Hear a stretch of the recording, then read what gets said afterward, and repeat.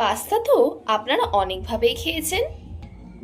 আমি যে পদ্ধতিতে আজ পাস্তা বানাবো সেটা খেতে কিন্তু হবে অনেকটাই ইউনিক, আর বাচ্চারাও কিন্তু এটা খেতে খুবই পছন্দ করবে।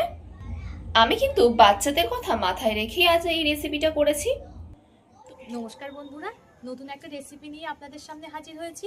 আমার চ্যানেলে নতুন হয়ে থাকলে চ্যানেলটিকে সাবস্ক্রাইব করে আমার পাশে থাকবেন। রেসিপিটা কেমন হয় শেষ পর্যন্ত স্কিপ না করে দেখতে থাকুন। কেমন হয়েছে অবশ্যই কমেন্ট করে জানাবেন। তা চলুন আর কথা না বাড়িয়ে ভিডিওটা শুরু করা যাক। এখানে আমি দেখুন পাস্তা নিয়ে নিয়েছি। আমি আমার পরিমাণ মতো নিয়ে নিয়েছি, আপনারা আপনাদের পরিমাণ মতো নিয়ে নেবেন, যতটা পরিমাণ রান্না করবেন। পাস্তা অনেক রকমের পাওয়া যায়, আমি ঠিক এই পাস্তাগুলোই নিয়ে নিয়েছি। আপনারা যেমন পাস্তা পাবেন তেমন পাস্তাই নিয়ে নেবেন।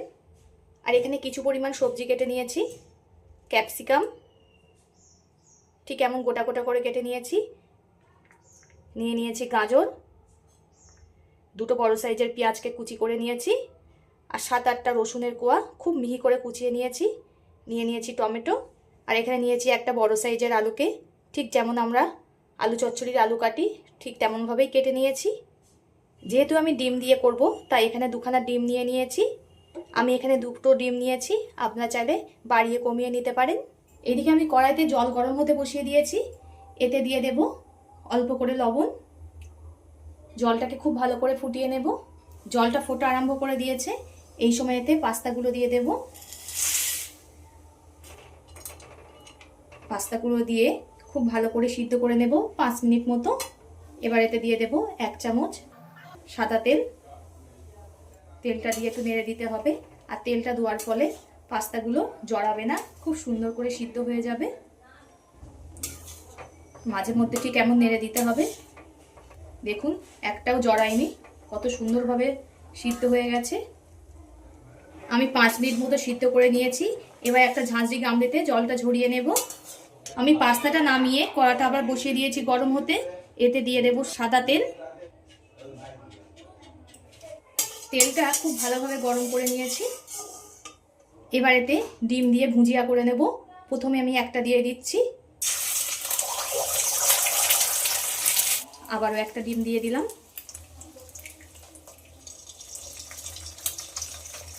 দিয়ে দেবো অল্প করে লবণ। এবার ডিমের ভুজিয়া বানিয়ে নেব।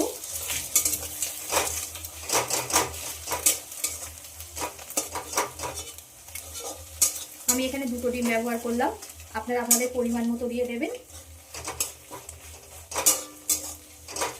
ডিমের ভুজিয়া করা হয়ে গেছে, এবার নামিয়ে নেব।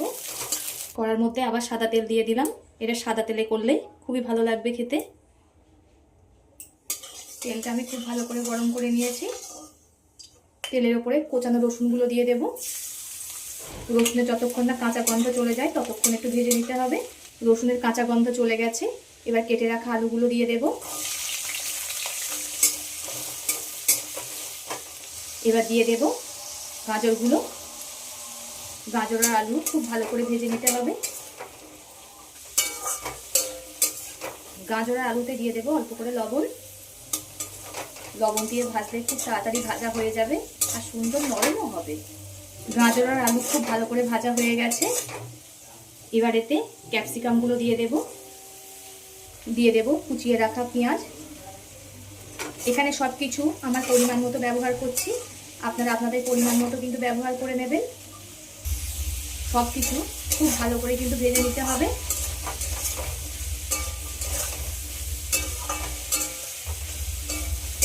এই সবজি ডিম দিয়ে পাস্তা করলে বন্ধুরা দারুণ লাগে কিন্তু খেতে। আমার বন্ধুরা কে কোথা থেকে দেখছেন কমেন্ট করে জানাবেন। আপনাদের সুন্দর সুন্দর কমেন্ট করতে খুবই ভালো লাগে, আর আমিও বুঝতে পারবো আমার বন্ধুরা কোথা থেকে দেখছেন। এভাবে আমাকে সাপোর্ট করে পাশে থাকার জন্য সবাইকে অসংখ্য ধন্যবাদ। আমি 5 মিনিট মতো খুব ভালো করে ভেজে নিয়েছি। এবার এতে দিয়ে দেব স্বাদ মতো লবণ। যতটা লবণ লাগবে ততটা পরিমাণে লবণ এখনই দিয়ে দেব। লবণটা দিয়ে আবারও ভালো করে ভেজে নিতে হবে। লবণটা দেওয়ার পরে খুব ভালো করে ভেজে নিয়েছি। এবার এতে দিয়ে দেবো একটা টমেটো কুচি, একদম মিহি করে কুচিয়ে নিয়েছি। এবার এতে দিয়ে দেবো অল্প করে মটরশুঁটি। মটরশুঁটি আর টমেটো দিয়ে আবার সব কিছু ভেজে নিতে হবে খুবই ভালো করে। ভাজতে ভাজতে সব কিছু খুব সুন্দরভাবে গলে গেছে। এবার এতে জল ঝরিয়ে রাখা পাস্তাটা দিয়ে দেব। পাস্তাটা সবজির সঙ্গে খুব ভালো করে মিশিয়ে নিতে হবে।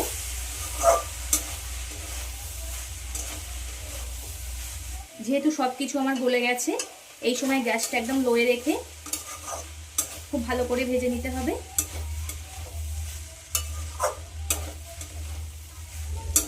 আমি গ্যাসটা কিন্তু একদম লোয়ে রেখে খুব ভালো করে ভেজে নিচ্ছি। দেখুন একটুও জড়ায়নি, কত সুন্দর সব ছাড়া ছাড়া রয়েছে। এবার এতে 4 চামচের 3 চামচ মতো সোয়া সস দিয়ে দেব।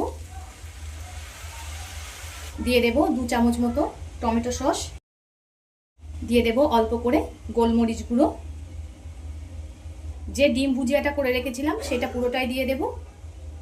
এটা খুব ভালো করে আবারও সব কিছু মিশিয়ে নিতে হবে।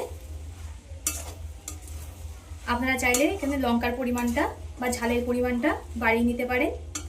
যেহেতু আমি বাচ্চাদের কথা মাথায় রেখেই রান্নাটা করছি, বাচ্চারা খুবই ভালোবাসে খেতে, তাই আমি ঝালের পরিমাণটা কমিয়ে দিলাম। আপনারা চাইলে কম বেশি করে নিতে পারেন। আমি সব কিছু খুব ভালো করে মিশিয়ে নিয়েছি। সব শেষে এতে দিয়ে দেব 4 চামচের 1 চামচ পরিমাণ পাস্তা মশলা। আবারও খুব ভালো করে মিশিয়ে নিতে হবে।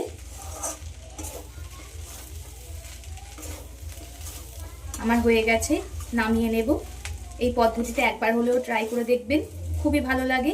আর কমেন্ট করে জানাবেন কেমন হয়েছে। তো আজকের ভিডিওটা এই পর্যন্তই। এতক্ষণ ধরে ভিডিওটা ধৈর্য ধরে দেখার জন্য অসংখ্য ধন্যবাদ। সবাই সুস্থ থাকবেন, ভালো থাকবেন। পরবর্তী একটা নতুন ভিডিও নিয়ে আপনাদের সঙ্গে আবার দেখা হচ্ছে।